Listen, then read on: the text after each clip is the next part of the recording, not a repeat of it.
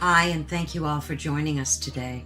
We are broadcasting live on the United Public Radio Network and the UFO Paranormal Radio Network, 105.3 on the Gulf Coast and 107.7 FM in New Orleans. Hi, everyone. I'm always so excited because today I'm going to be speaking with Michelle Desrochers again, and I just enjoy every moment of our conversations. And of course, we're going to be talking about grieving and attracting unwanted energy, attachments, or entities. And then we're going to be hearing about Michelle's ET experiences. So I'm really excited about that because I have not talked to her about that yet. So, of course, welcome everyone to Ethereal Encounters Unveiled, where you can discover your truth. And today we broadcast live on the United Public Radio Network and the UFO Paranormal Radio Network, which is 105.3 on the Gulf Coast and 107.7 FM in New Orleans. Please join us in one of our various chat rooms and make sure you connect with Michelle. I'm sure she would love to hear your comments and take your questions. So I'm not going to read Michelle's bio because I think everybody knows who Michelle is, but of course she can add and introduce herself. So Michelle. Hello. How are you? I am well, thank you. I'm always so excited to talk to you. Oh, thank you. I try to be interesting, you know. Oh, you always are. You always are. You just exude something. I don't know. It was the same on TV and I saw you. It was just great. Oh, thank you. You're welcome. So let's just go through your background for a minute because not everybody knows who you are, although I think most people do. But let's just give them a little bit of a refresher as to somewhat of your background and your past history and maybe what you're up to today. Okay, of course. Well, I've been in the paranormal field or the field of high strangeness probably for about 20 years. And my background, of course, is I've had a lot of experiences, which we can definitely talk about. But I am a world traveler as well, and I have experiences everywhere. I only stay in haunted places. I love it. But media for me, which I've also done in the last 20 years, has opened doors that would not normally be open for most folks. So I'm very, very humbled. My area of study has always been more malevolent cases and trying to figure out the schematics behind it, because it's not always, a demon. I know television will have me do that, but no, it's not. There are no such thing as experts in the field. I believe we're all students, and it's what I consider myself to be, is a student. So that continues on. And of course, I have branched out into many different fields of high strangeness because I realize they are all connected. And that comes through evolution and research and all the time put in and the constant research. So as far as projects that I'm working on, my first love, of course, is always consultation. So I consult, and I have in the past consulted on television shows and various types of media in order to create something, whether it be a television show, whether it be putting people into place, whether it would be just, bringing it to air. That is what I'm doing now on something, a huge project on a show that hopefully we'll start filming next year. So that's what I've been up to. That is super exciting. And of course, we can't get a little more information about that. I wish I could. What I can tell you is it's not going to be what people think. It's not going to be a paranormal show. It's not going to be that sort of a show. It's going to be an incredible location that is going to touch on some pre-Columbian stuff, on stuff that is ancient cultures that have been to this side of the world, that people would be just like, well, what do you mean? Because you don't realize how far back everything really, really goes. There will be areas of high strangeness, I think, that will rear its head because of the site. It's a very extraordinary place, and people have been dying to get their hands on it. And I've just been fortunate enough to represent it in the past and very well connected to it, very protective of it. And I think the producers that I'm working with right now are just the right people to do it with integrity and do it justice, because there is stuff that's just not been seen on this side of the world that is going to make people scratch their heads and go, oh my God, what the heck was that? I promise you. I promise you it's going to be phenomenal. That sounds so exciting. I can't wait. Yeah, I love it. No. Oh. Comments. No. No, it's not. No, could be just as good, but no. I mean, I think that would be fun too. I could totally see you on that show. There will be things, I think, because of the state that the location where it's at, it's known for some pretty crazy things within the state. And we're looking at about probably 30,000+ acres of location here. So we know there's high strangeness within it as well. So it's just going to be a whole melee of a gift that keeps on giving. Ooh, so exciting. So today we're going to talk about something that's been very near and dear to my heart. So I'm pretty excited to talk to you about it. We're talking about grieving, as I said, and attracting unwanted energies, attachments, stuff like that. Mm-hmm. So real quickly, my husband passed away 3 years ago. And thank you. And I was married for 47 years. So it was quite the devastating turn of events in my life. And the grieving process was just, you can't explain it to folks that haven't gone through it, because it just sounds like a bunch of words, but it still continues to today. But when it comes to attracting negative entities, I can totally understand and feel to my core how that can happen. And real quickly, I'll tell you, for the first year, I had a battle with them on the daily, Michelle, to a point where I almost stepped off the planet, if you get what I'm saying. I do. So the only thing that saved me was prayer. I had to pray through it every day of my life, still do. So that's why this topic really has a lot of deep meaning for me, because I experienced that. I felt those demons personally. I have experienced those entities in my life, and they are not pleasant. They are rough to get past. So in your expertise, let's just go through step by step. So, and it doesn't have to be through death, grieving. We can grieve the loss of a job, the loss of a pet. I mean, grieving is expansive, right? So, I don't want folks to think, oh, well, I didn't lose anybody really in my life, or no, this grief takes on many, many forms. So let's have you, if you don't mind, go through, let's define what grieving is, and let's just take it from there. Like, start with that. Grieving is exactly what it is. It's a sense of loss, and that comes on many, many different levels. A loss of a child. I lost both my parents recently within 15 months of one another. Ooh. And I always thought that, because I always look at death differently. I've lost people through my life, and I've always known that it was another level of life, that they have simply just shed the vehicle, sort of thing.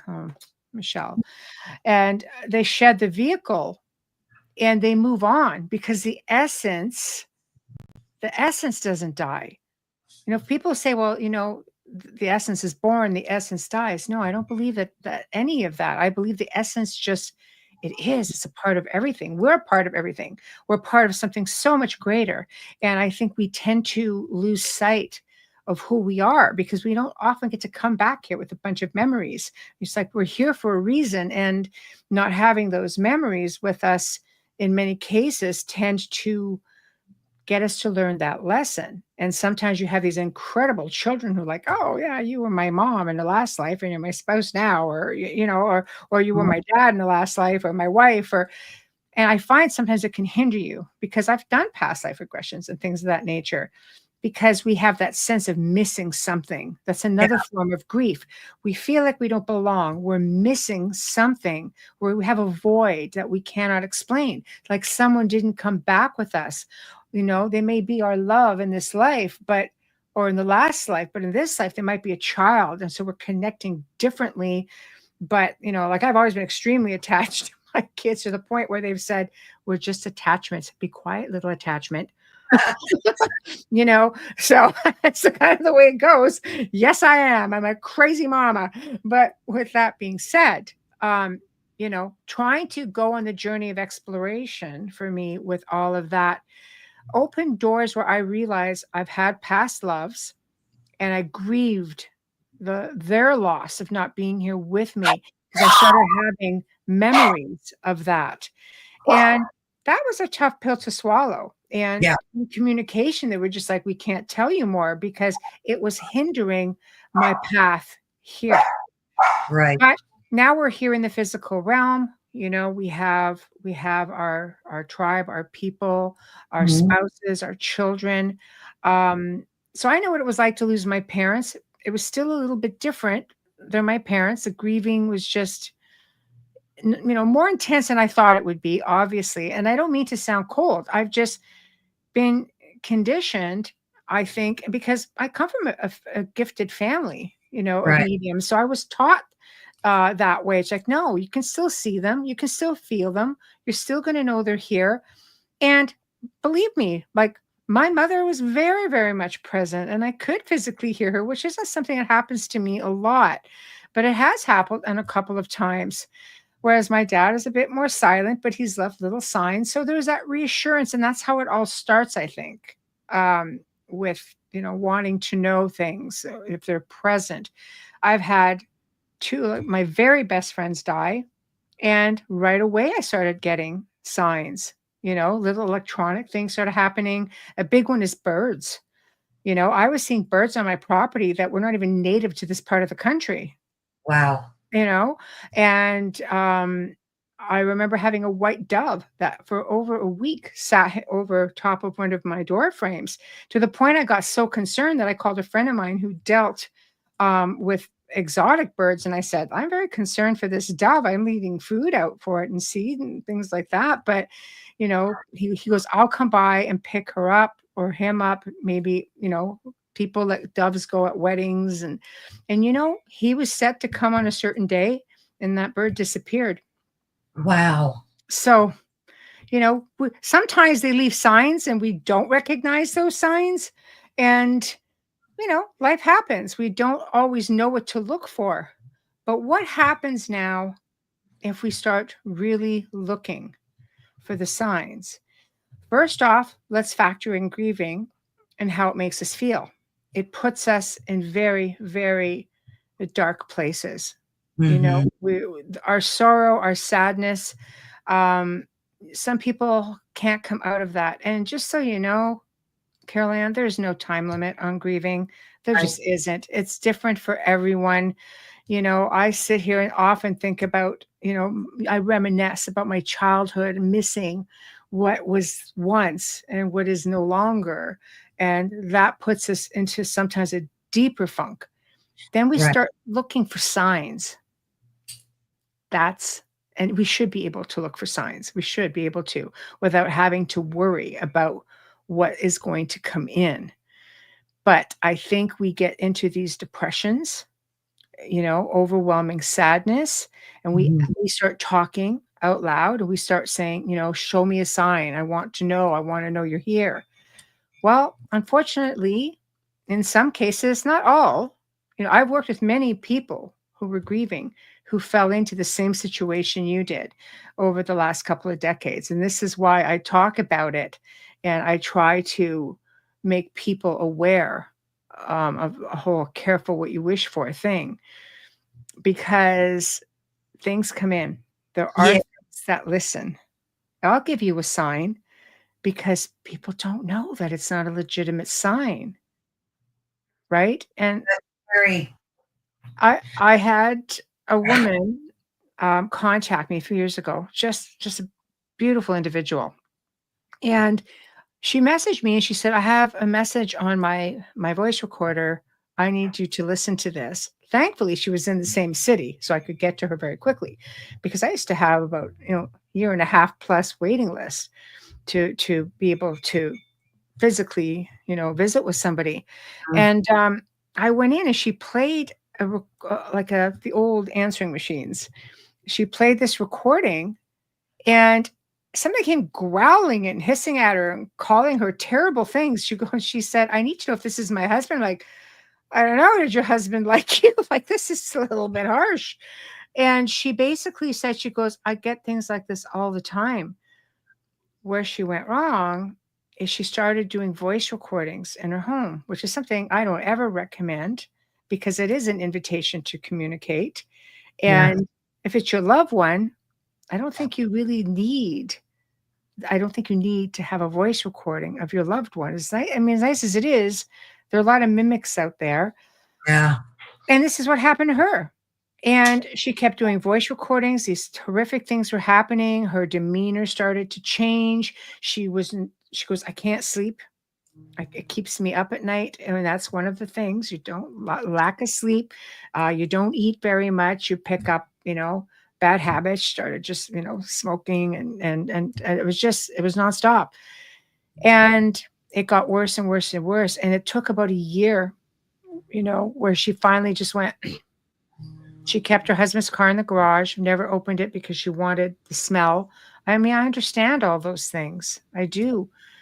But for her, the avenue she took her down a very, very dark road. And I've seen it happen so many times. I've even questioned myself when my mother would be, she'd like to flicker with lights. And she always said, she goes, "No, I'll do the light thing. It looks easy." I'm like, okay. Oh, I know it looks easy, and she did the light thing, and I'd be just like, I started second guessing it. And I'm like, "Okay, mom, you have to stop. This is driving me crazy." And it stopped completely. And I wow. then started in the bathroom one day. I'm like, "Mom, I'm having, but I just really need to be by myself to do this." And it stopped. So anyway, but it's sad because of all the people who I've helped and consulted with. I don't know. I often wonder, did I jip myself out of a moment of communicating with my loved one? Or, was it the onset maybe of something because of what I do, just waiting to get the foot in the door? I stopped asking. Before my husband passed away, we would always talk about, well, if you die first, make sure you come back and give me a sign and I have have that too. Yeah. those kind of conversations. And we Yeah. kind of promised each other that. So after he passed, I waited a month, 2 months, and nothing. And I would ask him, like, where's my sign? And then it just didn't feel right. And I just stopped doing it. No, but you went with your gut, Yeah. and that's pretty much what we have to rely on. We can't second guess that. I had a very dear friend of mine, an ex-boyfriend's mother. We're very close because he and I are together probably about 5 years, and she was very spiritual. And she said, "Whichever one of us goes first comes back and leaves a sign." She goes, "It'll be me first." But she was at the time she said that she's only 49. I'm like, don't be silly, But I mean, I'm like 24. She- so she passed 2 years later of cancer, Oh, and 2 weeks passed, and I came home as at the time, and my boyfriend at the time, he just sat there in the chair frozen. I'm like, "Yes, is there something wrong?" Because he was not talking. And he just pointed to the answering machine. And I went, "Okay." He goes, "I need you to tell me what that is." I just like, all right. So it was one of those old tape machines, and it beeped through everything, right? Every time a message, it would beep and it would play and mhm. then beep. She channeled through about 5 spaces. And in the background, I could hear faint music like a radio. And they do ride the radio waves. I've Mhm. learned in research they ride the waves, so they can do that. So it made sense to me in later years what that was. And she used to call our cats fellas, the fellas. They were twin white cats. And she'd say, "Hello, fellas," right? And that's exactly what she said. But it was in her voice from when she was sick, which was strange to me. But she just said, "Hello, fellas," and then continued to channel through and phased out. So I said, "That's your mom." And I knew it was. It felt good. The cats weren't freaked out, nothing like that. He had never had an experience like this. I said, "It's a gift." So he Yeah. sent it to his father. His father listened and he started to cry. He goes, "That's her." And there was never any issues that happened after that. There was never anything, but that was her reaching out as promised. And she has come through numerous readings, even in current times, she has come through. So that was a gift, Yeah. and it takes a lot of energy. Oh, yeah. So, you know. So, how do these negative entities attach to us? So they sense what? Our weakness, our vulnerability. How does that all work, Michelle? Well, I mean, like I said, I don't believe in experts. I can only go based on the people I've helped, which have been hundreds of people, 1,000 people. I won't go thousands. I mean, maybe people who watch me learn something, so maybe it applies. I don't know, but the people who I have worked with independently, who have been in this situation, it always seems to be the same story, looking for signs and then getting that sign. Sometimes people go looking in a way where they'll get a Ouija board or they'll just start doing voice recordings. I think people need to understand because the Ouija board is a stigma. They're used to the Ouija board being a communication device, but so is a voice recorder. So is a pendulum. One of the harshest I've ever worked, I don't like to say case, but families I ever worked with was a woman who took her mother's pendulum to communicate with her, thinking she was in communication with her. And within, I would say, couple of weeks, all hell broke loose in the house. It didn't take long at all. Jeez. So I think when you take a device, the device is one thing, but the intention is something else. You are making an invitation for something to communicate with you. And a lot of times that is where it starts, is this communication. Show yourself. No, you don't want to do that. Your Right. loved one, if they have the energy to manifest, because oh my God, it's happened so many times to people that I know, you know, a nice, it's a healthy, I've had family members do it for me. I've had friends do it for me. And I know it's them. I feel that it's them. But when you invite something in and it doesn't feel right. And believe me, it won't because it's not them. They don't just leave you. And depending on your religious background, there are different, like the Catholics we understand is like 30 to 40 days, right? And then they move on. And it varies depending on different religious faiths. But they're there. And in the first few days, they're usually very active. It was for me. It was for many people that I know. They're Mhm. very active. Sometimes they come in visitation where it's not like a dream. It is so real. And you're having a conversation and you remember the visitations, unlike maybe a dream. You remember, you feel every aspect of it. And it's very emotional. It truly is. I mean, I've had him come to me in my dreams with such clarity that I remember them as if it was a real event. Is Mhm. that what you're kind of talking about? Like it felt Um, so real. Yes, absolutely, because visitations are, um, it's just them in your altered state, your subconscious opens wide up, like, Mhm. wide open. So, I've had them with my grandfathers. I've had them with especially my one grandfather, he was really good at that, uncles, cousins, um, my best friend. She came Yeah. to me and I'm just looking at her and I just remember sitting there having a conversation and because we were very, very close for 30 years. And we were childhood friends from the ages of like 6, right? And she died when she was almost 30.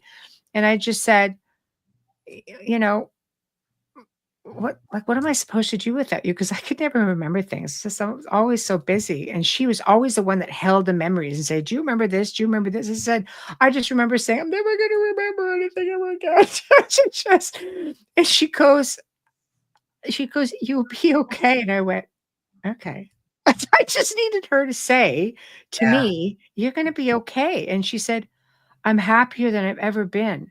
Oh, wow. And that's all I needed her to say that. And I woke up and I was just like so emotional. Like my pillowcase was wet, and the same thing as the night she passed. She came because she used to say to me, when I die, just going to come and stand at the end of your bed. I said, do not freaking do that.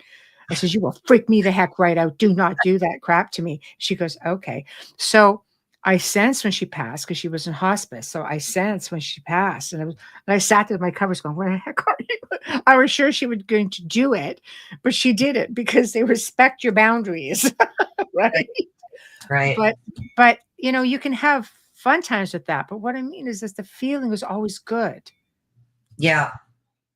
I don't know. I thought maybe because I believe we have angels and demons around us all the time and influencing us at some point in the day. And I thought maybe they preyed, like the demonic forces preyed upon our weaknesses during this time, due Absolutely. to heightened emotional vulnerabilities, and just our boundaries are down, our energy is down. And I thought maybe, especially because I never, ever had those thoughts in my entire life about walking off the planet. Never, Michelle. No, but that's what they influence you to do. Right. And Right. I couldn't stop thinking about it, so much so that I immediately got a grief counselor, and I told him, like, and he's like, you just want the pain to stop. That's how he equated it. He's like, you're having those thoughts because you want, it felt like more to me. It just didn't feel good. It felt like something nasty. Suppressing. Right. Yeah. But this is what they do in any case. But I mean, heck, there are people out there who will do the same thing. They'll kick you when you're down, take Right. advantage of you in a vulnerable state. But there Right. are things out there that prey on us when we are in a vulnerable state. And basically, when you're dealing with grief, they're going to give you what you want. They want that invitation to come into your life. Once they do, it's a little bit tougher to get rid of them, and they just keep playing in the background like a puppet master. But you'll find the same things happen to people who have addictions, people who suffer from anxiety or depression. They can create these feelings, but they can also amplify these things as well. And the way around it all is mindset. It's really about being in charge, because we really are. We are a superior being. Of course, they would have you think the opposite, but we are superior beings and we are in control. I've seen people, when I go to their homes, and I'm just like, just say what you feel and just bark it out there. I always tell people, hold your ground, but don't be challenging, because that's a whole other situation. Right. I've seen people haul off screaming at something. I mean, I want to jump out the window. I just scream, "Ah, get out of my house." I was like, okay, so they just need to know that there's someone in their corner who believes them, like something has come in and infiltrated my space. But some counselors, because I know there are counselors out there who delve into the supernatural as well. They seem to have a very good understanding of it. And I've done television segments with people like this, and they're just like, no, we know things come in during this time. And it's very refreshing to know that there are some professional people out there who are on board. Because if you're getting medication for something, for a depression, or, even, like I've worked with people who've had, right off the bat, the counselors have said, no, this is schizophrenia. And they put them on medication. When I worked with people, I have to get permission from their doctors, Right. especially if they're on medication, to work with them. I always get it. But it's always the same thing. Don't let them go off the medication, even though the medication isn't working, because maybe there's something else that's influencing them. So I was like, no, never sway them to do anything else. We just sort of try to get in there to figure out what is making you feel this way. After you've been in it for so many years, you know what the signs are. And people are telling you the same thing. You sort of have to say, okay, we have common ground here. There's definitely something amiss. and they're not all wrong. Yeah. How did you get rid of these? Like, I'm sure you've had cases that were so authentic to you and knew it was some type of demonic attachment. How do you get rid of them and protect yourself? Well, I've had a demonic attachment. Growing up, I had one in my teens and aging myself. It's not like we had a lot of paranormal television to give you any ideas.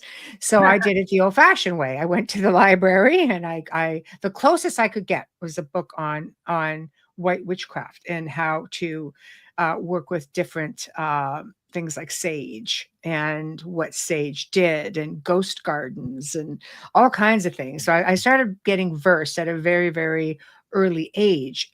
And again, I have to say, mindset. I changed how I was looking at things. I put myself in control and I started just working within my space because the house is, I had two younger sisters, and my mother, also thankfully gifted, would be just like, I don't think so. So together, I mean, we were able to work this through, but it's a matter of, do they ever really leave? You Ah, know, it has to start with you. Most of the people I've worked with, I would say 90% of the people I've worked with have indulged me in the fact that I have educated them on um, how to empower themselves, how to take control, but how to do it properly. For example, people will say, oh, just sage. Okay, first off, you're not going to be able to sage one time and think your problem is solved. right. On an average, okay, because I won't say it's never been done. I don't want to be that person, but it becomes a bit of a lifestyle change because it's almost like you go from having a bullseye on your back and you want to make sure that you don't keep getting hit. So lifestyle change. And I speak from experience because that's exactly what I did. I started saging like in early days. It would be like 3, 4, 5 times a day whenever I felt something come in, because it wasn't about the sage necessarily. It was about the intention that I was putting out there in the Right. act of clearing. It was the power behind the words I was using to enforce what it was I was trying to project, right? That is the key. Dark things cannot survive in a positive space. The Mhm. reason things get amplified is because they want to amplify your grief. They want to amplify your fear. So they do things to amplify that and they're able to feed off of that. Is that their end game, to feed off that, or is it so that you do like something drastic to yourself or others and then they just keep feeding off that energy? Is that like, what's the end game for these demonic things? If you're dealing with a demon, okay, because sometimes, believe it or not, there are other entities out there there have been malevolent human spirits who can really give you a good go at it as well. But if this is what you're dealing with, it comes down to essence.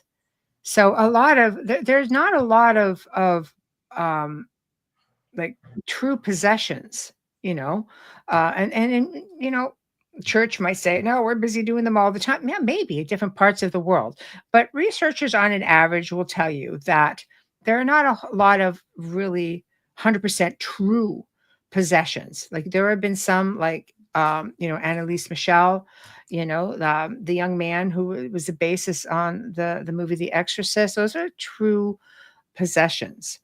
And it's not like they're in there all the time, right? Like, I think it took what, 8 weeks for the young man who was part of the Exorcist story to be Yeah. exorcised. Like it was like a bit at a time every single day. So it's not always like what you see in the films.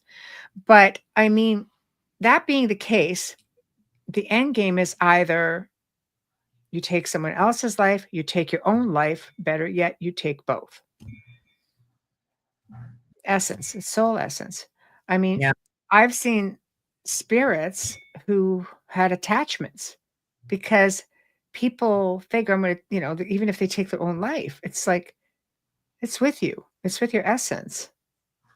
It could feed off your essence. I mean, I've worked in homes where there were spirits who couldn't get away because they were held hostage by one of these Yeah, I've these heard that. negative entities. Yeah, because they keep feeding off of it. The cycle still Right. continues, even though you are not in physical form anymore. So I feel like don't just go away, you know? So, So prayer a good thing for folks to do when they're feeling this? I mean, regardless of your religious stance, you can pray to whoever, right? So, is prayer a good way to definitively protect yourself during these times, or what do you uh, recommend?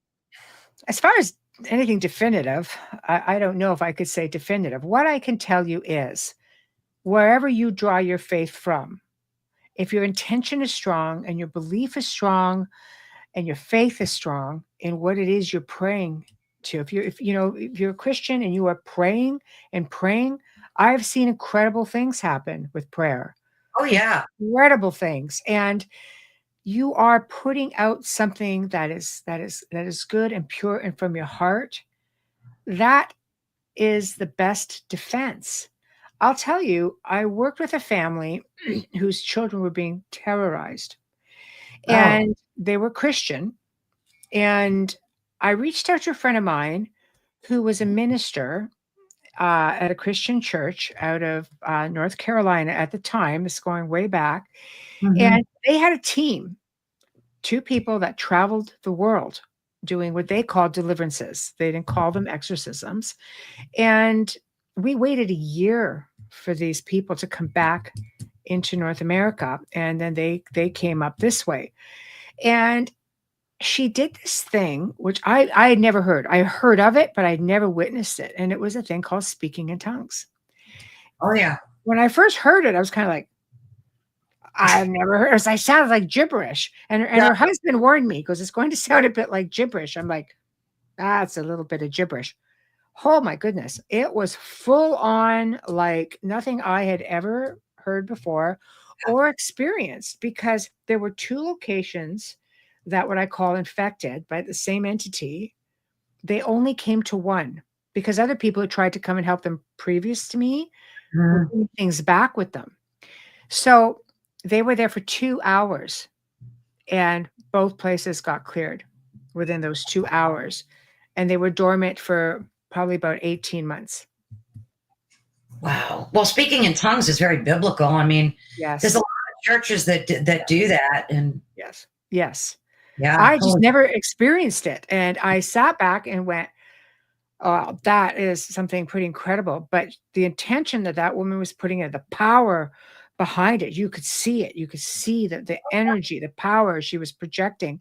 And I'm thinking it is very, very interesting yeah, to behold it, really. So I believe that faith is your faith in whatever you have your faith in, is definitely a major plus in keeping you focused, grounded, and in a good place, yeah, because you have these things that try to mock a lot of that. So you better make sure that your faith in it is very, very strong and that you won't falter from it, you know? right, right. Absolutely, it has to be heartfelt. You know, Mm. it's interesting because I saw a video not long ago of a former like black magic witch, Mhm. and she said they would always, her and her group, they would always like cast spells on people and whatnot. Mhm.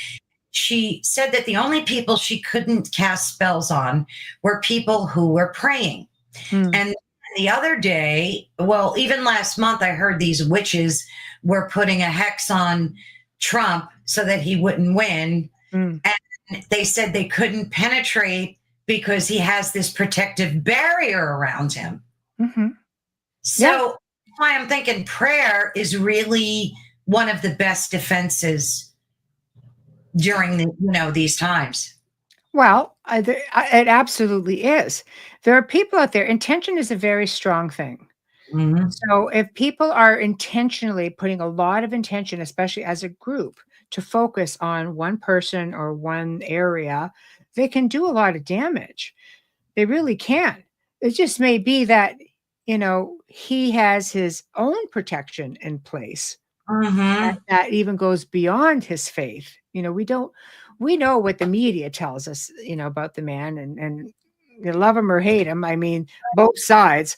I do a lot of planetary work, with amazing light workers. And the week before the election, there were so many light workers actually putting incredible energy over the United States, because we knew one way or another, one side or the other are going to be highly disappointed. Oh, yeah. However it goes, is that balance is going to get offset, and there are going to be people who are going to be from both sides distraught, upset, angry.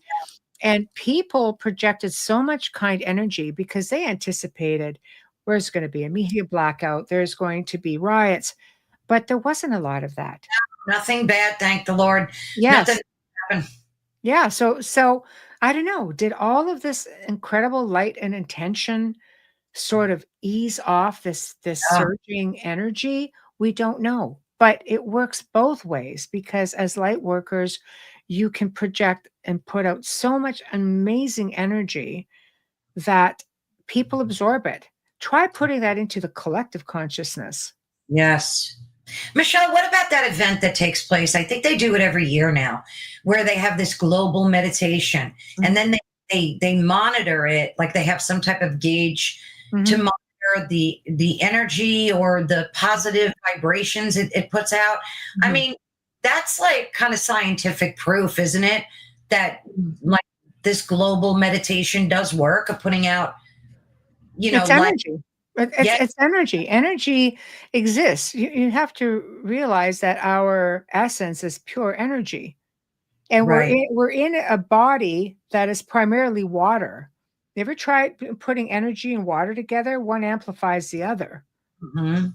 We are incredible beings of light having a human experience, and I think people forget the fact that we really are incredible beings of light on a human journey.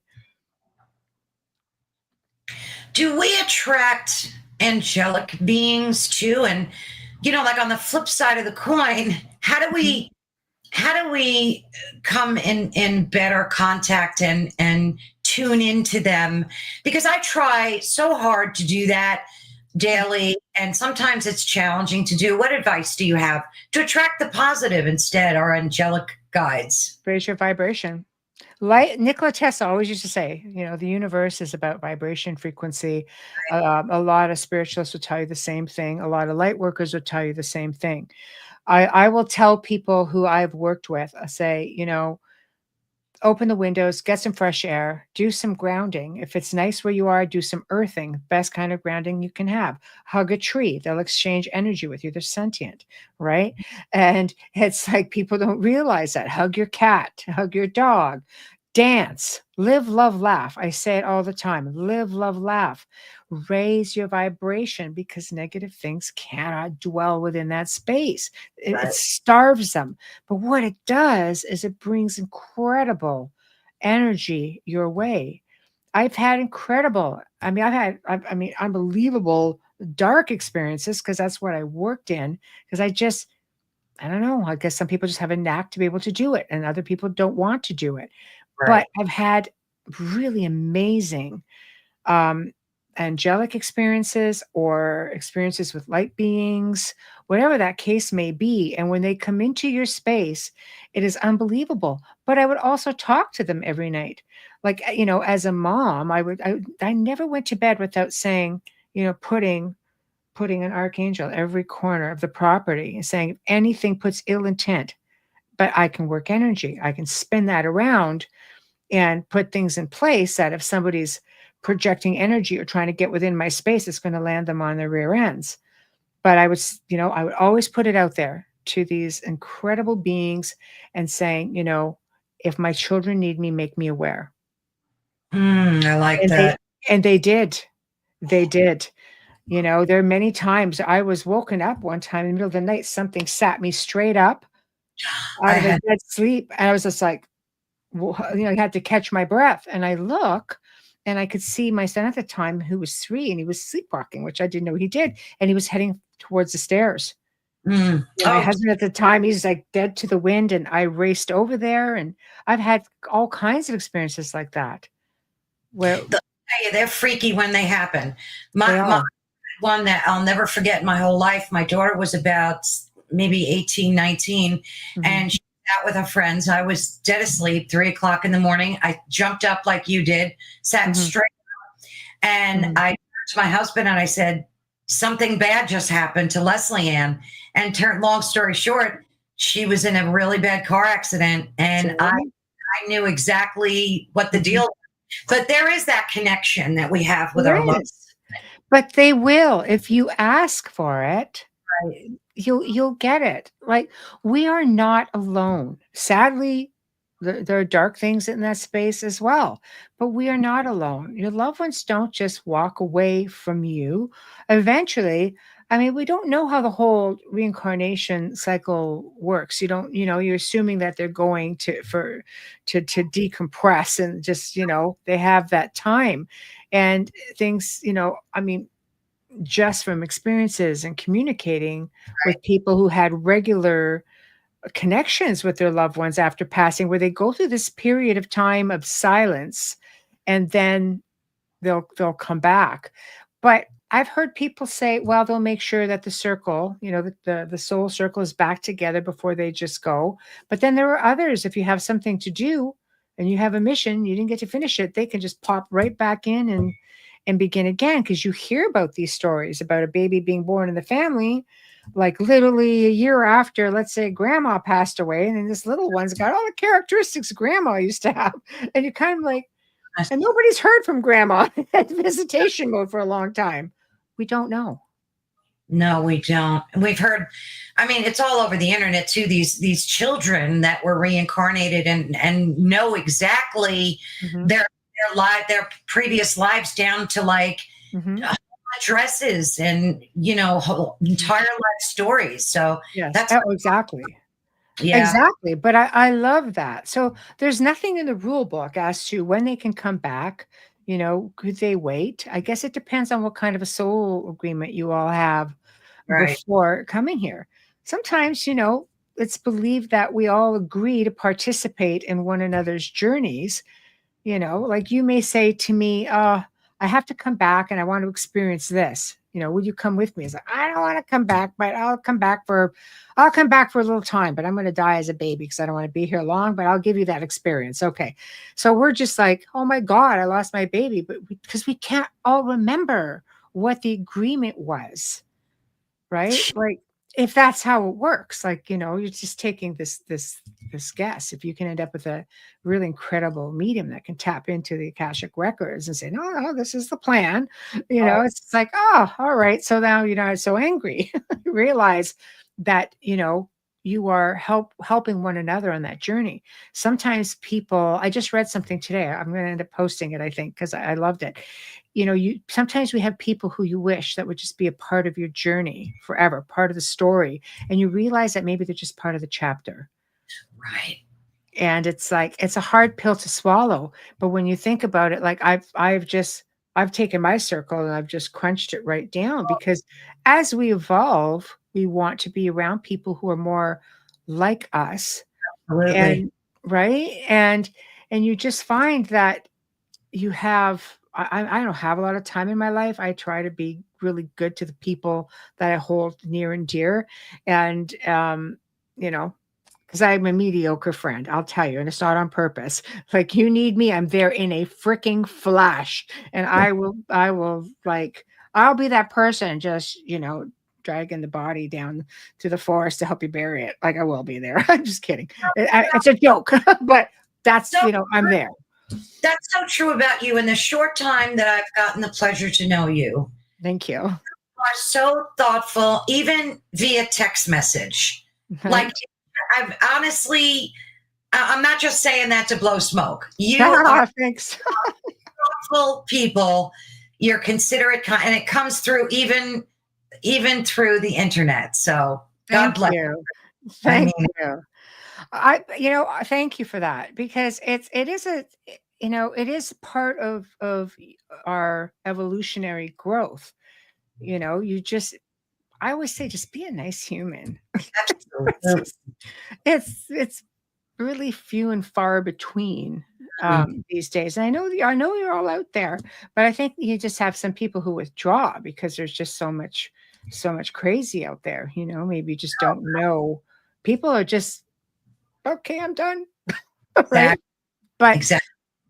Yeah, you kind of get to a point where you stop talking to these people and you just talk about the weather and nonsense because it yeah, just resonate and you can't force people into your truth. You know, they have to find their own path. I think, and saying even like considering what is in our truth, it's so much as our paths are all different, and not everyone is meant to follow. They have Right. to go at their own pace. And I don't ever like seeing people drop out of my life. You know, I'm a really busy person. Sometimes if you want to spend time with me, we have to be sort of, you know, in the Mhm. same sort of space or mindset. And because it makes it really, really hard. I don't have a lot of time for long conversations or things like that. And since taking on this other project too, like my research is just tripled, but that's okay because I love it. So it is what it is, right? But no, I think I like people in my space who respect my boundaries, who respect me enough to respect my boundaries. Who that's a big plus for me, and you know, and I'll do the same. You know, I just feel that I want to evolve with everyone. I want everybody to do it. I want everybody to find peace within themselves and just shed, you know, any pain. I don't like to see pain in humanity. Yeah. It just it hurts my heart. And there's You know? so much of it. It's just Yeah. but on Yeah. the flip side of that, there's a great global awakening that's taking place. Mhm. I've met some folks that are experiencing it Mhm. and the joy they're exuding when they talk about it, it's a wonderful thing. So it's a double-sided coin, you know. Mhm. I think it's what you put into it. If you put out positive vibrations and positive energy, you will attract the same to you. Yeah. Well, it's a manifestation. You know, your brain will believe what you tell it. I heard someone say the other day, that it's what you said before, that it's all about vibration and energy. And Mm. that if you ever wonder why sometimes good things happen to bad people, and you walk around saying, "Well, why are they always so lucky and they're rotten people?" But they said it's Yeah. the energy they're putting out there is attracting Mhm. the good into their lives. It doesn't matter if they're a good person or not. Mhm. It's what they're exuding. It's manifestation. Some people are very good at the art of manifestation. You can manifest what happens in your life. People are like, no, you can't do it. I've tried it. Then you're missing a step. Yeah. I could say the same thing. I wish I was a master at the art of manifestation. You know, but it doesn't always work that way. So all we can do is try to look at the positive side of every situation. I think it's a good place to start in raising those vibrations. It's just the glass isn't half empty, it's half full.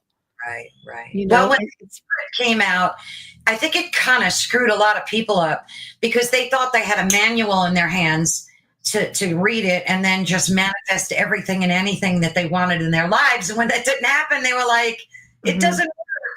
No, no, it really is about intention and inner strength. I truly believe that. But I also know that has a lot to do with collective consciousness because I do a lot of energy work with people in the week. And I can tell you that, you know, one specifically is a very dear friend of mine, Bart Sharp, who also has a show on the network. And you know, we spend a lot of time when we're working together. I like working with him a lot because he is such a positive person. He's so positive. Oh, thank you, Heidi. But we make a point of always taking a positive thought, and before we finish up, we we push that energy into the collective consciousness. And it really works. I was just talking with my guest last night on the show, and I said, You know how I realized just how contagious it is and how fast it works its way around is I would experiment with it. And one time I took this really obscure word, and Heidi, was on the show last night, probably heard me say it, but I just went, the first time I did, I went with the word swell because nobody uses it. It's a word back in the 50s or 60s, right? So I put swell out there into the consciousness. All of a sudden, I started seeing it in like I posts know. Isn't and that a movie. I'm just like, so I started putting little trigger words out there on a daily basis, and you just see it move around. These are people from different parts of the world. So I'm like, okay, so if it works like that, now I'm going to start changing those words. And when you're doing energy work, a lot of the people I do energy work with are very like, no, no, we're all about it. And we just put in these positive thoughts and well wishes for people, messages of love. Oh, I love And that. Are these clients, if you don't mind me asking, are you working with individual people or is it groups of no, people? I work independently with individual light workers Nice. because this is what you do. And a lot of it is planetary stuff. That's more specialized, and working planetary stuff is really what it is, working with the planet and the energy lines and power spots and things like that, which in turns helps the wildlife and whales and all kinds of different things. And it realigns things that may be, malfunctioning or been manipulated, things like that. Talking about like the ley lines and Things stuff. like that. Yeah. That's a perfect segue for us to talk about their ET experiences. Mhm. And I'm so excited to hear about them. But briefly, I just wanted to let everybody know again, thank you so much for joining us today and listening to Ethereal Encounters Unveiled with our guest, of course, Michelle. And we're live on United Public Radio Network and UFO Paranormal Radio Network, 105.3 on the Gulf Coast, 107.7 FM in beautiful New Orleans. And thank you all so much for your support. So, Michelle. Well, I've had experiences. It's strange because I started, I guess, reawakening over the course of the last probably 4 years, maybe 5 years. And I've realized that maybe some of these paranormal experiences that I was having in my youth were maybe either strictly extraterrestrial or a combination of both, because both are very, very connected.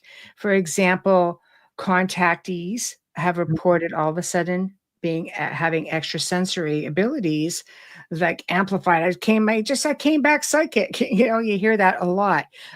Sleep paralysis, aside from scientific explanations, you have it in the paranormal. It would be known as pressure on the chest. It would be like the Hag syndrome, but contactees or experiencers who have described abduction, for example, have reported the same sort of heaviness in the chest. And so things like that, the demonic, for example, well, they're known for sulfuric smells. Well, Mhm. contactees have smelt that, especially with grays. So the sulfur smell. So there's just a lot of crisscrossing between the two. So growling, all right. So we're looking at perception. I'll back up 1 quick minute. Perception, how we've been conditioned, like through religion. And I say condition because we grow up with this. It's conditioning. It's how we learn, right? It's how we learn. I mean, some people will, you may be born and you next thing you know, you're the reincarnation of the Dalai Lama. So you get it from a really early age. But most of us is conditioning. We're taught to Right. go to our establishments of faith, and we're taught all about it and go through, the different rites and so on and so forth. So we would know them as angels and demons, but if you are an experiencer, you might say, is that demon a reptilian or a draconian? Are these Mhm. angels simply light beings? Right? So is it a perception thing? I know that I've always seen UFOs. I remember being 7 or 8 years old watching the skies because back then there were no satellites, maybe one. right? You know, I was so fortunate to grow up in an incredible area in a valley on a lake, you know, in the north. So we didn't get all these crazy city lights. We had beautiful, you know, starry skies with the northern lights and, you know, meteor showers. Like I grew up as a part of all of that. And I have a much better appreciation for it now than I did when I was Mm. 16 going, I'm so far from all my friends. You know, like, why do we move here?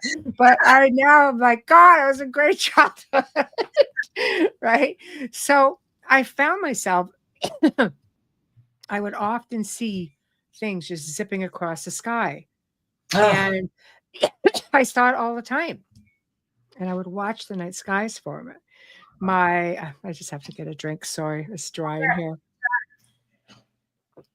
Um, I remember my grandfather having a telescope. I was only 4 or 5, and he always had a telescope sitting there when we visited. And I asked my father. My father was a funny guy because my mother was very open about all of this. It's her side of the family was supercharged with seers and energy workers, and you know, I had a great great grandmother or great grandmother actually, who was more of a shaman type, you know, mm. the village healer kind of thing. So I grew up with this sort of stuff. Like he went on to find out that my father's family was very much the same, but he didn't like to talk about it. Oh, Right? He didn't like the whole thing. But yeah.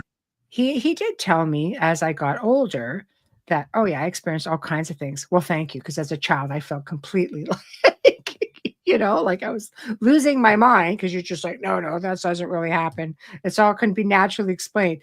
But he used to see crafts a lot as well. He'd see things zipping across the sky. And so it's like, all right, we were experiencing this. And I tend to wonder, because I would have been too young to recall things like missing time.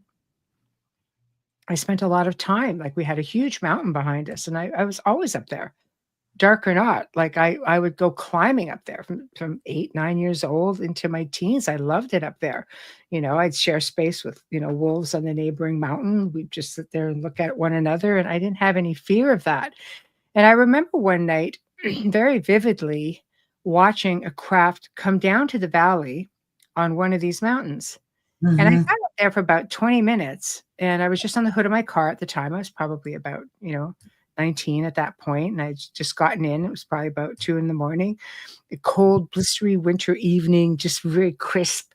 And I watched it come down over the mountain range. And I just kind of, that's interesting. Okay. I knew what it was. It was completely silent. It had one little blinking light. It's like, okay. And then seriously, like once it came down, it wasn't down very long. And all of a sudden it just shot straight up and then just shot off to the side, Wow. to the right for me.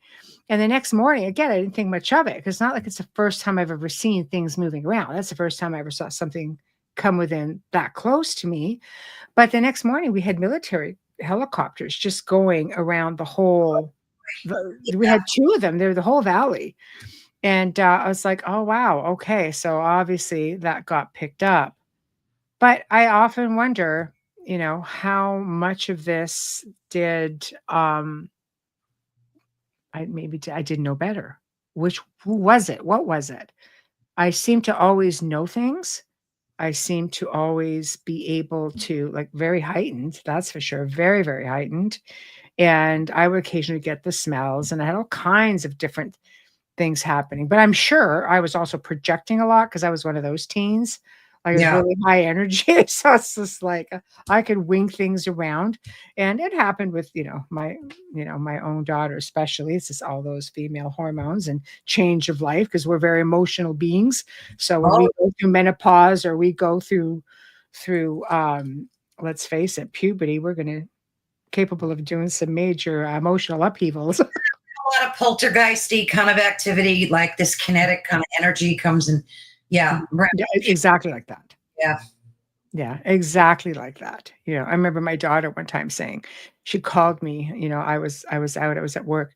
She was there's a statue moving across the table. I'm going, I promise you, the house is not haunted. Stop it. It's you. Stop it. And it And was. she's Oh, and she did. Once she was aware of it, it Right. Yeah. stopped, Stopped, right? Yeah. Yeah. right? I heard of that happening a lot to people, Mhm, like moving things too, like, mhm. things disappearing, and it's the person moving stuff. It is. It's psychokinesis as well. Right. And I've worked with a lot of people over the years, and I know there's nothing there, but I know, I'll try to find out from people, okay, what are you going through in life right now? Like, you're high stress, menopause, like, what is it? And if I'm dealing with teenagers or preteens, it's the first thing that you look for is just, okay, are they going through this major change of life and they're Absolutely. emotional and everybody in the house is experiencing this upheaval? It really does happen. You have a lot of logical God. explanations. TV's just not interested in hearing it. It's so weird because after my husband passed, I fully believe that I created this problem. Everything Mm, in my house broke. And when I mm, tell you, and my house is not that old, it's only like 20 years old, mm, but I think it was me, I swear, because I was broken and I mhm, just wanted to like emanate that. When I tell you I've had 20 things break, mhm, like every month it was something different, like kitchen appliances that were not old, my garage door broke, and then I woke up one day and said, I have to stop. This has to stop. And then mhm, I started breaking myself. I mhm, broke my finger. I broke my rib. So it's really, and I never broke bones in my mhm, entire life, but I mhm. really think it was me. So I just made a decision to stop the crap. Like I'm not, But I'm over that's it. just it though, right? You put yourself in the driver's seat and things will start to manifest a little differently. Oh yeah, I think we create so much of Mhm. this ourselves, We and do. like realizing it is a Mhm. way out. Like, you know what I mean? No, it's true. It's true. We absolutely do. And I think we have to be mindful of our own energy and what we put out there and how it affects other people. And sometimes that's a work in progress. Like sometimes I'm just so busy that I don't even really think about things like that. I'll just, project to the people who, live around me are talking to me. And I'm just like, what? And they're just like, did you miss everything I just said? Yes. And he's sitting right across the table from me. It's like, yeah, pretty sure I missed it all. Right. So it's just, but that's how it works. You But think put that intention out there for these ETs so that they do come and visit, or because some people have, like, I know somebody that does documentaries, really good ones, mhm, and he's got a group of people, and you mhm, mentioned this, that you had this experience. mhm, He actually called a craft mhm, to come, and it did. mhm. uh, It's can you called a CE5. Yeah, that's a CE5. That's a whole other movement now. Um, for me, that's exactly what I did because I knew I was having experiences, and it's almost like they were like as a child, I wiped that out. It wasn't a thought. When I got older, even when I saw that craft, I knew, oh, it's a craft. My Mm, grandfather saw them. My father saw them. My mother saw them, and it went back to like when I talked to my parents or my mom, especially before she passed away, and I'm like, "Do you ever have any experiences?" mm. Right? And she said, "Oh yeah," and she basically said, like, she was pregnant with twins at one point, and she goes, "Let's just say one was there and was born, and one wasn't." Oh, So we're kind of like, okay. And we left that alone, right? So um, it was just weird. So years go by. I didn't even think about it. And I was filming in a location. Um, and when we were driving back from this location, this big blast of light, it almost looked like something iridescent and like shimmering. It almost looked like a clear plastic bag is the best way I could describe it. mhm. Shot over the road. Like, we were in a truck, so we're high up, and it shot over the road. It was higher than a stop sign. And when we looked down the other side, because my first thought was, what was that, a deer? Like, it was really quick. It was really big. And Mhm. I realized that there was a 400-foot drop into the river. Oh, wow. And it's like a deer would need to pick up speed to do anything like this, and it's got nowhere to come from. And then when we stopped and I looked, there was nothing there, like nothing. There was nothing standing there. It just shot through, and nobody wants to be that guy. But I look over at Wayne. I'm like, and he looked at me and goes, "Did you see that?" I'm like, "Oh, thank you for saying it, because I didn't want to be the one to say it." Right? We're funny like that. So I see lots of stuff, and I just don't want to be the one who sees it all the time. And he goes, "No, that was ridiculous. That was crazy." So I was just like, "Okay." Didn't think anything of it. It was like, "Okay, we've had an experience. We know the area is heightened for experiences." We're like, "Okay, leave it be." So probably about I don't know. I would say a few months later, um, we're home, and we had a big Gothic Revival manor house, and it had a big tower, and it's from 1874, 1875, something like that. And so it's high up. The traffic lights can't get into that top window at all. And there was a big church across the street, so it's not like anything come beaming in at you. Because I know, as a researcher, I watch, I Sure. just sat there and I watch. How are the lights hitting? Are there any mirrors that it's bouncing off of? What is it? One night, something, just this big light came blasting through the front window of the front bedroom, hit a wall in the adjacent ensuite, and bounced right back out. And I'm just like, I'm awake, lights are on, going, what the heck was that now?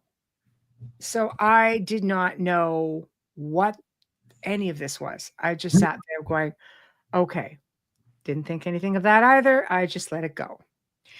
So, I just finally in my mind, I knew what was happening. You just want to explore it. I think it's a comfort level thing. And I wasn't sure if I was comfortable with it, because I had just worked with so many, I guess, so many dark things that Yeah. I just like, oh, you don't know what it's going to be. You don't really know what you're opening up to, because I hadn't researched it enough at that point. Right. Those are the experiences that put me on a different path. Hmm. So, in my mind, I just sat there and I'm like, okay, I'm ready. So then little things started happening. Like I would wake up at night and I'd feel hands on my head like this. Oh. And yeah, I know. And I think one night I might even have said, touch me and I'll break your freaking arm. So because I'm startled, right? I'm just like, it could be, in my mind, it could be anything touching me. Like, I don't know that it was going to be, ET, for example, right? So this happened a few times. And one night I was getting ready to go to bed. I wasn't asleep. And I'm looking, and again, we just had the shears open because nobody could see in. I just love, like, the moonlight and everything else. And there's what appears to be gray standing, like literally beside me. Probably about 4 feet, give or take. I didn't have the tape measure out, but I mean, I'm lying down, so I'm looking up at it, and it appeared to have like a suit, like it had to have been a suit because it's very smooth, like it's very smooth, um, and of course I saw the lenses and the head, and I'm just like, all I could say was, I'm just like, nope, and I rolled over. Oh, no way. I did. I went, nope, nope. Like I just in my mind, I'm like, you're not really ready, are you? Because I just went, I mean, I could have probably reached out, leaned over and touched it. It was that close. I just went, nope. And I just rolled over, and I was just like, you know.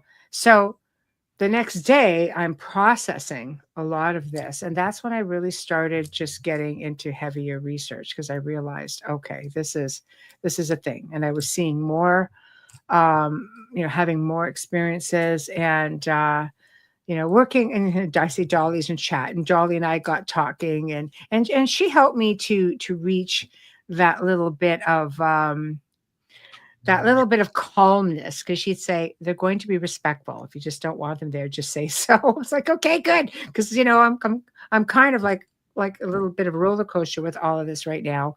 And and Amelia and I working, together at the time, and she tapped in and she goes, "Oh no, like this is," explaining how everything was from her perspective. And I went, "Okay, I think I can be calm with this," because these things were happening. It got to a point where it was a haunted house, so it was really tough, but the spirits of the house were not stuck, right? They were visitation. It had a different feel to it. It wasn't a crazy malevolent thing. It was just very different. But it started getting really dark upstairs all the time. So when we opened up the curtains in the tower, there's a street light that was up by the corner of the church, and it would if it came through, if we had the curtains open and it came through the hallway, it would light up the entire second floor. And it didn't do that anymore. It was just dark, so then What accounted for that? What was that from? I don't know, was it veiled? I really don't know, because it got to a point where Wayne kept to go to the bathroom and see this little bald head. He just kind of go, "Hey," he turned around. We got pretty comfortable with it, and he just go back to bed. And at that point, it was just like, okay. So again, didn't think much of it. It's like, it is what it is. Okay, obviously they're curious, whatever. We would feel. Then I started flashing back. Okay, but we would feel sometimes, especially if you were outside, you could look up and see through something like it's a night sky, but it had this kind of like a vibrating sound, and you're kind of like, something's over the house. It was crazy, but it was really, really, Oh, uh, maybe that's what it was. yeah. So then I started remembering the house I had before that, which was probably about 40 minutes just north of that house. And I'll tell you something, at about 2 a.m., every bloody night for a while, I would hear this, and the house would start doing this. Oh my word. Right? So I'm kind of like, okay, so I knew what was happening early on. Yes, yes. And that would probably explain it. So they may have had something over the house. Who knows? You know, Yeah. and it kept it very dark. But I mean, I would be doing interviews or on the radio show, because, when the world shut down for a while, I went from being at a radio station, and I went right into having to do it from home and soundproofed everything. And the house had walls that were 3 feet thick. So it was just perfect, right? But people would hear things, and people would caught a glimpse of something behind me at one point, and we could hear them upstairs. We'd hear something. I was just like, well, it's definitely not like we knew we had like a couple of spirits in the house. They'd never done things like that. So I'm thinking, okay, and then you would go on that evening to have something going on. So we never used the upstairs, because Yeah. it was a really big house, right? So we just let them be. We're like, okay, whatever. We just kept it dark up there, and eventually, like, I had a huge room in the back, and then they just started coming in around down there. But I just became very comfortable with it. And now, of course, I'm completely at ease. Malevolent or there to hurt you or your family in any way. Did you ever have any memories of being taken upon a craft? Like, do you have any details? No. Like just meeting that gray, was that your most intense? The one that I remembered, I mean, I've had what I call downloads. I've had visions of things, and here's where that gets weird. I've had visions where I'm up and I see the stars, right? And I'm coming up and I'm looking at something, and I'm looking through a portal. I'm like, oh, this is a cool ship. I remember that clearly. And I'm looking out at stars through like a round portal sort of like area. And it's like, okay. But then I just wake up, to me, it's like, that was cool. But beyond that, Was that an out of body experience for you? Maybe. I mean, it I don't sounds. know. Yeah, I have no idea. That's what I mean. Like, those are early days for me, so I really wasn't connecting a lot of dots. But I would be shown things. One time, I was almost like I was on this, what I attributed to an on ramp onto a highway. It looked like that, and and I have one of my cars. I recognized it, but when I Mhm. look back, it's almost like it wasn't smooth. It was like being on ice or something. It's hard to explain. And I look back, and there's this huge, almost like the whole area behind it was in pastels, like a big doorway, all in pastel colors. And I remember looking back at it, and then all of a sudden it was just like it was gone. However, I would say about a year later, maybe a bit more, driving, and it's early evening, it's bright out. And I look, and when he is driving, I'm like, it's the same large, this big arch almost of all these pastel bright colors. And I'm looking around at everything else as if there's nothing, and it's perfectly defined. And I'm like, okay, I need to see if this is something natural. So I just looked away and said, do you see this? I mean, you can't miss this. We're driving right into it. It's massive. And he's like, My goodness. he goes, I don't see anything. I'm just like, okay, so I'm either losing my bloody mind or I'm really looking at something that I saw in a vision, which, by the way, was only about, if I had to go from a span of driving distance from point A in my vision to point B, it would be like a 5-minute run. Wow. Of course, it'd be in the distance, but 5-minute run driving That's it, towards. Michelle, I'm sorry? when was this? When did this take place? That would have been about 2 years ago when I drove into that. Was we were that driving- your first, like, encounter with anything Um, related, or have you had anything more recently? No, there's been little things. Like one time, a couple of times, and again, I won't say recent as in like yesterday or this month or since moving to this house, things have been a lot quiet. I think it's just because of accessibility may be different. It's more of a it's a golf course community, so everybody's very tight knit, and it's just the layout of all the streets. I mean, it's not like it was before where there's nobody around because you've got this big church or along the river. Like, accessibility is different. But even up to that point, because we've only been here, it's not even been 2 years. We could just be driving and we had something float right over the truck that just looked like a little double pyramid hexagon thingy. Yeah, it just floated right over the truck. We're just kind of like, we're driving, so we're just like, okay. Preston, Dolly, you're in the chat, but I could swear Preston had the very same thing. It was weird.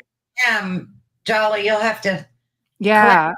I could swear he said he had, I think early on, he had some type of orb or some type of. It was lit up and it was coming across. And then probably about, I would say, a couple of months after that, and don't quote me 100% because like I'm going back 2 years ago, but it wasn't far after. And have you ever seen those Chinese lanterns? Oh, like, yeah. You know how they float? There was something that I questioned him, going, is that a Chinese lantern? But it was going over this the freeway bridge. But then it just, when I got a closer look at it, because it started kind of coming this way, it wasn't. It was just this light anomaly that had this funky sort of shape to it. Right. So I don't know. Like, Yeah. I can't. I know that I've become more diligent now about when driving, or especially if somebody else is driving, I'm always watching the clock. It's almost like I just need to know, because sometimes, because sometimes, like something either seems like it's taking extra long to get there, or it just seems other times it's like, should we be at this point already? So maybe you are experiencing some missing moments, or it's possible. Like, here, my problem is, Carol Ann, is that I have a very busy life. So my phone has a bigger hard drive than my computer. Okay. This is like a portable, and I am constantly getting messages, and I am always on it. Always. Business. I mean, I could have an ET standing right in the middle of the road. And unless Wayne said, "Hey, look at that," I would be going. I know. I miss good stuff. Like, I was in the haunted forest in Romania, and we came back to her hotel, and my friend's like, do you see all this going on right now? Because something followed back. And I'm like, I was so happy to have Wi-Fi. I'm like, no, what? And she was that. And I went, what I miss? This is my life. Okay. So it's my own fault, but this is what I mean. Like, I miss a lot. And I think I I'm so guilty of it because I always say to people, we need to stop letting life take over, because if you get a sign from somewhere or a loved one or anything in your environment changes, like the example I use is if you left a glass on the table, you went to work, would you come back and say, oh, I left a glass on the table? And if the glass is moved, would you know that the glass is moved? Right. Because life just doesn't give it to you. So I'm like, Right. yeah, just slow down. Yeah. For the record, everybody, do not take my own advice when it comes to that. And I miss a lot of amazing stuff. All I know is if I saw a gray standing next to my bed, I would not have rolled over and just said no. Last night, I heard somebody call my name as clear as a bell for the first time. I've never heard anybody say Carol Ann so clear that, and it was a woman's voice. Dolly, was that you? I don't know. But I heard it as loud as, and I was like not falling asleep, but it was like pre-sleep. But you know when you hear something and you know you heard it, like it wasn't in my head, and I jumped up and I wanted to get freaked out, but then I said, no, I'm not going to get freaked out. Whoever it is, I just went, hello, and I just went to doing what I was doing. But you see, but that's what I'm saying. You have your own bit of defense mechanism. For me, I was taught, remember, I work with a lot of malevolent energies.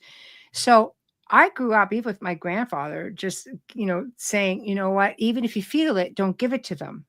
Right. So that was part of my upbringing, is even if you feel that fear, don't give it to it. Acknowledgement is empowerment. This is something that you always would hear me say to people I've worked with. Acknowledgement is empowered. Just don't give it to it. I see something.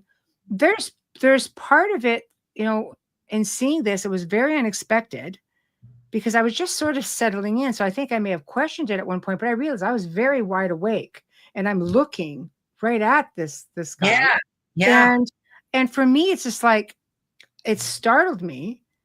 And I think in my mind, I just wasn't ready to deal with it. So it was sort of like, nope. But did you want to turn back and look? I did turn back. I did turn back. I did. And I sat there for a couple of minutes. So it wasn't right away. And I did turn back. I just kind of like, there's nobody there. At that point, it was gone. Oh my goodness. Then I questioned, did I really see it? But I mean, I'm wide awake. I hadn't fallen asleep. Right. So yeah, see, like, Dolly, was that it was a woman's voice. Yeah. Dolly was the first one I thought of because I asked her to come and visit me some night. And I think she did last night. Dolly, it was like maybe 10:30. But I heard it so clearly, and never in my life have I ever heard anybody call my name while I was in bed, and it was so loud and audible. Yeah. But I think it was you, Dolly. But thank you for coming to see me. That was See, I think, because like I say, you startle, but if you can, try to make sense of it, and I did. For me, it's just like wasn't ready to tackle it. And there were times after that, up until we moved here, and every now and then little things happen here, but then I could hear shuffling around and I'd be just like going, okay. But I just got to a point where I was very used to it, very comfortable. And I would just say, oh, let me just fall asleep. Then I don't care. I'll go to work. Whatever it is you want me for, just let me sleep first. And it did. I would fall asleep like that. It really is for you to have to get that message out to folks that you're in control of, the situation. And because people panic, like I wanted to panic and I didn't, because I mean, we've talked about this kind of thing before, and I just refused to get scared. And it was great.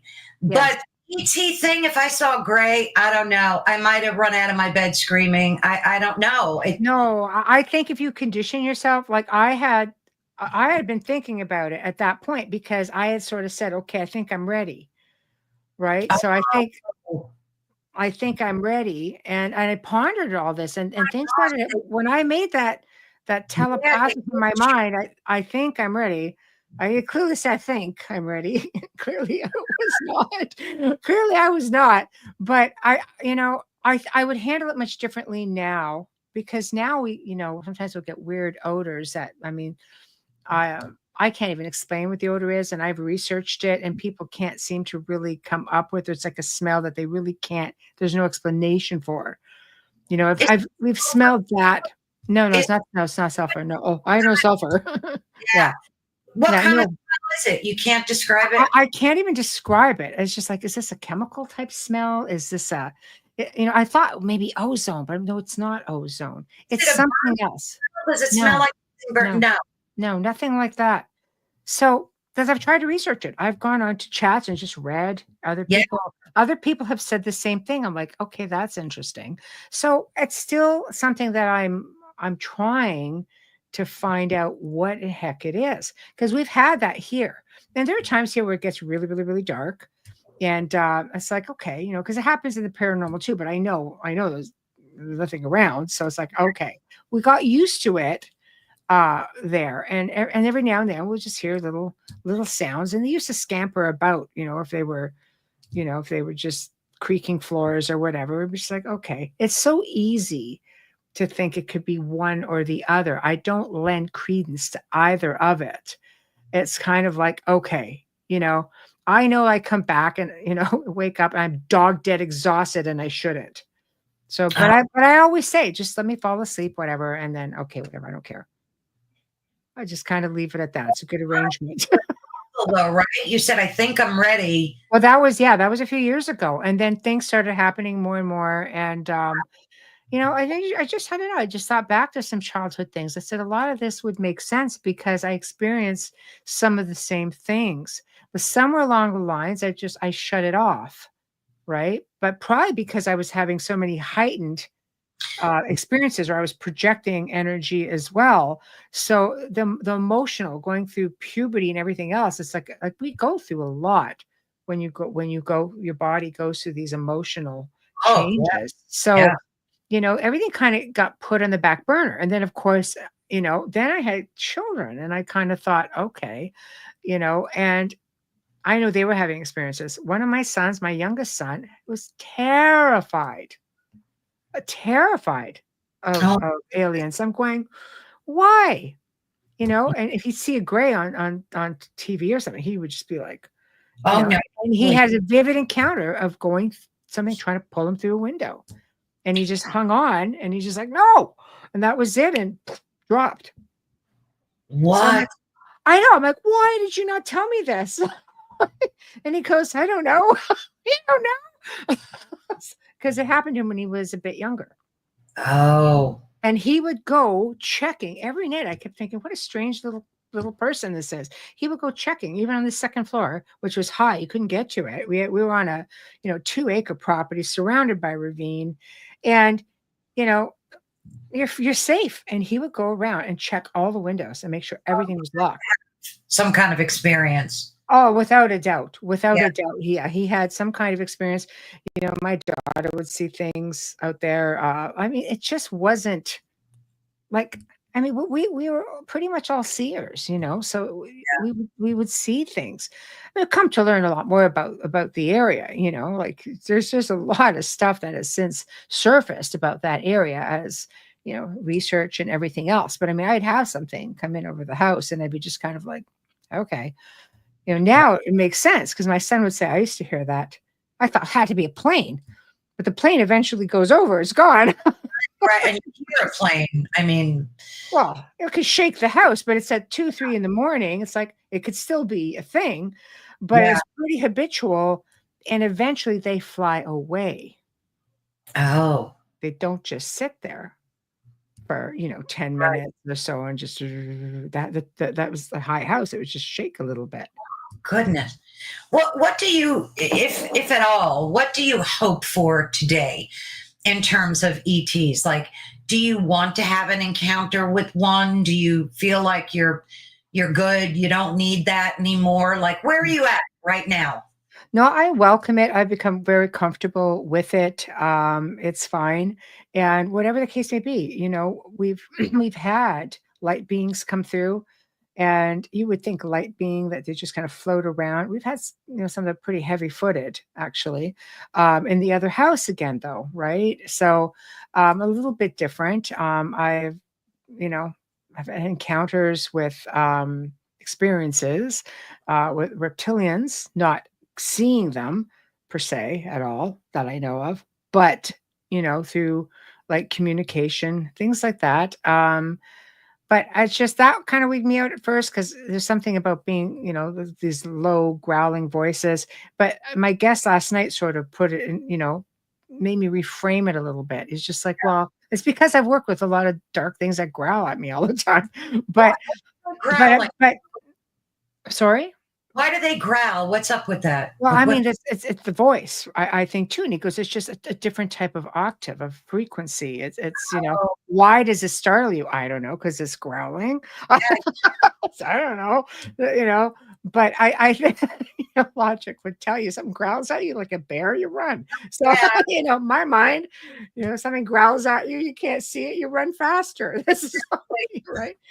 So I don't know, but I try to reframe a lot of it, and I'm trying to spend less time working when I'm not here working. I need to put this down, Yeah. but I get messages constant, and I need to put it down and start paying proper attention to what is in my surroundings, because there are things out there trying to get my attention. For sure there is. And it's just a matter of the comfort level. I think it's natural. It's human nature. You go down to lay your head down at night. It's supposed to be your safe place. Something comes in, and this is where I think some contactees or some abductees, as they say, get a little bit ornery, because it's like, this is the boudoir. This is where I'm supposed to feel safe. This is where I'm laying my head down at night. It's where I feel vulnerable. And then you got company. I would feel the same way if it was a human being. Intrusion is intrusion, right? Intrusion is intrusion. So at that point, that's where I think, it's been trying to separate the two. That's a good Really? point. Intrusion is intrusion. Because I know that Dolly said, when I had my last conversation with her about this kind of topic, she said that if ET doesn't abduct you, they have to have your permission. 100%. Right. You just have to remember that when you're threatening to snap their arm when they touch you. Remember things like that. Yeah. Right. You have to remember that you did agree to it all. It's Exactly. true. Yeah. And that's the thing. It's just trying to get, I think, to that comfortable medium. For me, it was just saying, for the love of all that is holy, you got to let me fall asleep first. And I found that they were, and I would actually fall asleep really quick. So it'd be like, okay, thank you. And you wake up and you're kind of like, oh my God, they worked me hard. I'm tired. I'm sore, like whatever the case may be. Yeah. But I find it, for me, that was very helpful, and trying to make light of it, because I don't want to diminish anyone else's experiences. There are people out there who have horrific experiences. I think you have to ask yourself, what are you dealing with? Are you dealing with ET? If you are, which race of ET are you dealing with? They're not all friendly. Bad people, friendly people, I imagine it's the same thing. Some people, is it maybe another organization who's responsible for all that? Some people are having horrific experiences, and I do not want to take away from that. I have been fortunate that mine have not been, and that I have been able to become very relaxed about it. But I started like anyone else. You jump out from around a corner at me, I'm going to jump. Yeah. Same thing. Somebody comes into my private space without my, Right. catching me off guard, I'm going to react. And I'm one of those, like, I'll give you an example. Wayne one time just had this huge bubble wrap, and he popped it right beside me, and I grabbed like a book that was this thick and hauled off and wailed him on. Boom, Oh, just like that. I said, I'm sorry. It was a reaction. So he goes, you Wow. hit me with my own book. I'm like, I'm sorry. It's the bubble wrap. It startled me. So when I startle, I react. Well, that kind of makes sense. I know. Sorry. Sorry in advance. No. You've been in the film industry for quite some time. Did you Mm. ever think of making like a documentary about your life, since it's been so unique and exciting and different than most people? Have you ever thought about that? Well, I have amazing friends in film, and I retired from film. The last project I did was a documentary, and it is on UFOs. And I do talk about how we had them upstairs, and that last journey for me to this point. And it hasn't been released yet. It's in editing mode, and Wow. yeah, he's wonderful. Aaron Daniel Annis is amazing. Well, Um, let us all, Director, producer. yeah, Yes. you'll let everybody know, right? When it's Yes. Oh, absolutely. He tags me in everything. So, but I mean, I've had a lot of people say to me, would you write a book? 'Cause I'm not interested in writing a book. I don't have time, and I don't look at my story as being extraordinary. There are people who go through unbelievable things, and I have had a privileged life of travel. I have had an experience, and a privileged life of amazing experiences that from what I've been told, people only dream of having a life like this. That's aside from the whole paranormal and my career. I've been fortunate in life, and I think we realize it more as we get older. Things that you may take for granted at some point. I realize, I have had a very, very good life, but I was put here in this time and this space with world events being what they are for whatever reason. And I have helped hundreds of people in situations much like what you went through, for different reasons. For yeah. some reason, that was my knack. And I had other researchers say, no, we just don't want to do this. It's high risk. Can't bring this home to our families. It's like, okay, no problem. And this is just the next leg of my journey. And I am privileged to continue it, and humbled that so many people are interested in the things that I have to say. And when I help people, I am so honored that they entrust me and their families to me and themselves to me. I've never been one of those people that could say, "You're lucky I'm here." No, Yeah. I've been one of those people that's like, "Thank you," because that speaks so much. They're entrusting the most precious things to you, and that's their family, their children. That's huge to me. Beautiful Huge. insight for you to have. It really is. Not It many is. people say those kind of things. I Mhm. think ego kind of gets in the way, and clearly yours isn't. So it's really nice Thank to. you. I think we all have our moments of ego. I'm far from perfect. It can be a bit volatile, but I think, as Dolly says, warrior. Thank you, Dolly. I think I do have that energy, and it makes me a little rough around the edges sometimes, because I am very much, like I would take one for the team, like I would. So, you know, yeah, yeah. So anything else in closing that you want to share about your ET experiences, or anything you left out? I mean, that gray thing was like mind blowing to me. You know what? It's probably going to be the most. I say that now. If I could, I wish I could remember everything, and maybe it's just my busyness up here that doesn't allow it. But or maybe there's just something. Maybe I've been told by other people that I'm protected for remembering it. So maybe it's just to keep others from getting into my head. I don't know.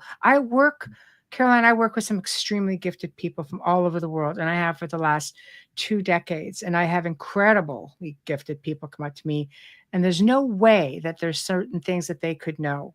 And they all seem to be in line with the Oh, same thing. So I'm fortunate that way. And again, honored, humbled.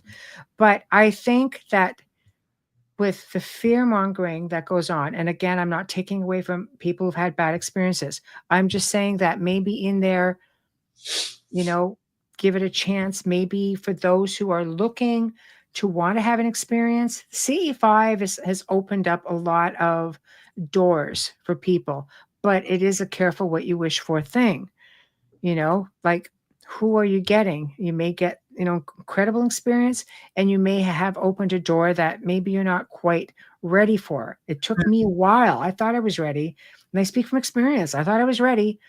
And it took me a couple of years from that point to relax into it enough to say, Oh, wow. yeah, oh yeah, it didn't just happen overnight. I said, I think I'm ready, and I'm ready. There's a lot in between from A to B. So I say don't believe everything that you see out there. Do your research. It's very important. You should do your research on anything in life. I had somebody try to put a roof on. I'm like, if I can't find anything on you, and I couldn't find anything on them, and I shooed them off the property. I'm sorry. Research everything. Oh, absolutely. Yes. Absolutely. Exactly. That's good advice. Absolutely, for sure. People think they're ready, and they're not. So that's really good advice. Well, thank you, Michelle. Thank you for having me. So riveting to speak to you, and so informative. And I know folks are going to benefit from this too. And that's always a beautiful blessing. Thank you. Thank you so much. Can we do this again down the road? I know your schedule's crazy, but I'm always here on a Thursday because I have my own show Thursday nights. I'm never far. It's perfect. Yes, we can. I'd love to. I have to make sure I pop in there. Thank you so much, Michelle. God bless. I love you dearly. Thanks, everybody. Good night. Soon. Well, thank you so much, everyone. I can't explain how much I enjoy talking to Michelle. It's like I never get bored. I'm riveted every second, and I'm sure all of you are. But thank you again so much for joining us. Of course, we were broadcasting live on United Public Radio Network and the UFO Paranormal Radio Network, which is 105.3 on the Gulf Coast and 107.7 FM in New Orleans. Thank you again. Please be sure to join us next Thursday, every Thursday, from 5 to 7 Eastern Standard Time. Of course, I share all this pre-information on all social media so that you can, with the link, of course. And of course, if you could give us a thumbs up and a subscribe, that would mean the world to me. That really would mean the world to me if you can head on over to YouTube if you're not there currently. And if you are, and give us a thumbs up and a subscribe, it would mean everything. Thank you all so much, and God bless.